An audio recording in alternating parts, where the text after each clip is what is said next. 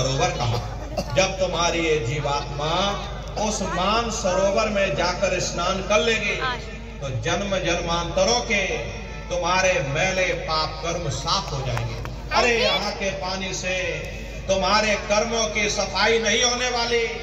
ये बाहर का पानी तुम्हारे शरीर के मैल को धो सकता है, लेकिन जो पापों का मैल है, जो अंतःकरण में जो तुमने कर्मों की गंदगी अपने ऊपर लाद रखी है, वो जब साफ होगी जब आप तीसरे मंडल पर पहुंच करके उस गंगा में डुबकी लगाओगे।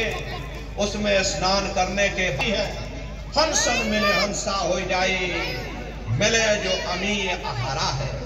जीवात्मा का खुद का प्रकाश उस अमृत के सरोवर में स्नान करने के बाद में 16 सूर्य के बराबर हो।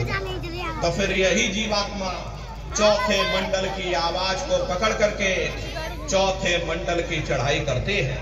2 पर्वत के संग निहारो, भंवर गुफा ते संत उतारो।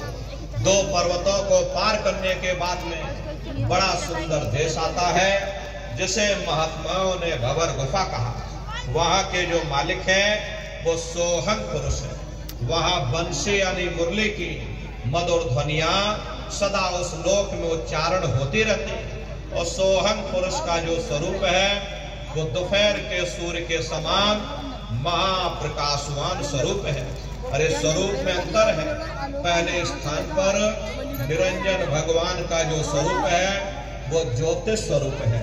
दूसरे स्थान पर ब्रह्म का जो स्वरूप है वो सुबह के लाल सूर्य के समान है। तीसरे स्थान पर ब्रह्म पुरुष का जो स्वरूप है वो पूर्णमासी के चंद्रमा के समान है।